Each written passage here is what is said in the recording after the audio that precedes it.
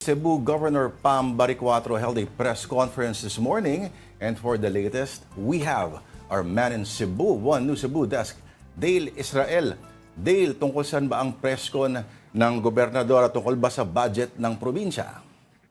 Yes, maayong hapon, Lord, and before the press con of the governor, we went to a press con also of the National Bureau of Investigation that has released fresh findings on the government flood control projects here in Cebu. Of the 414 flood control projects in Cebu Province and Cebu City, the NBI revealed that 15 were found to be substandard, particularly in the southern towns in Malabuyok and Dumanhog. Investigators also discovered overlapping projects with different contractors working on the same site. However, the NBI clarified there are no so-called ghost projects uncovered in Cebu. Among the contractors that work here in Cebu are Kirante Construction, Venere Construction, and Kyle Construction.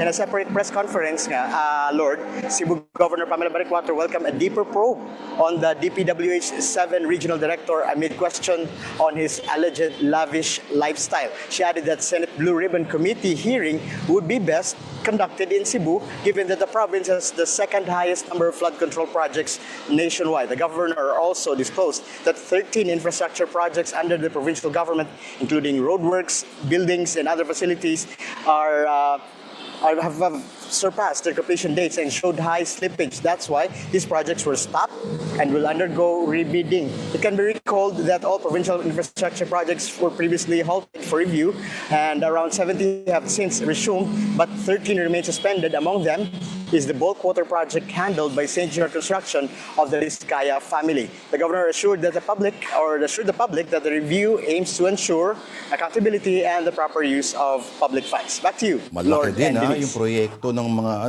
yung St. Gerard doon. Okay, yung blacklisting ng contractors, ito, Dale, tuloy I'm sorry, Lord? Yung blacklisting ng contractors, tuloy ba? At may mga pinayagan na rin naman, tama ba? Tama, Lord. Around the 100 plus contractors have been reviewed by the governor, pero 13 yung na-stop niya, at tapos hindi pa niya sinabi kung ilan yung mga na-blacklist, pero ang sabi niya, yung mas marami, yung mataas yung slippage or yung nag-surpass ng kanyang completion date, ang iba-blacklist ng Capitol. Lord? Alright. Okay, update naman sa inspection sa ilang flood control projects ng NBI 7 sa Cebu, Adil. Yes, tama. Pumunta tayo kahapon doon sa Upland Barangay Bonbon ng Cebu City, at doon nakita natin yung parang minamadali yung construction ng ilang na mga flood control projects doon sa Barangay Bonbon. Nakita natin na medyo basa-basa pa nga yung sa mga semento, freshly coated pa yung mga cement na ginagawa ng mga contractor. Ang sabi ng NBI 7, ngayon lang, supposedly they were supposed to start at March, pero ngayon lang nagsimula ang ng construction, Lord. Ang bonbon, ibig sabihin ay stone, tama ba? Answer, Lord? Ang bonbon, ang meaning ay stone. Tama, yung maliliit na parang stone, bonbon yung... O baka kalahin nila yung iba, candy, Baka masakit yun. Okay, singit ko lang to, Dale.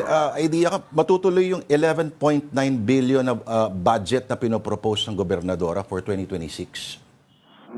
Yan yung proposed ni Governor Pam Baricuatro.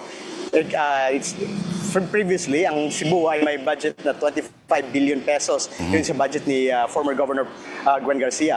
Pero ngayon gusto ni Pamela Baricuatro na magtipid.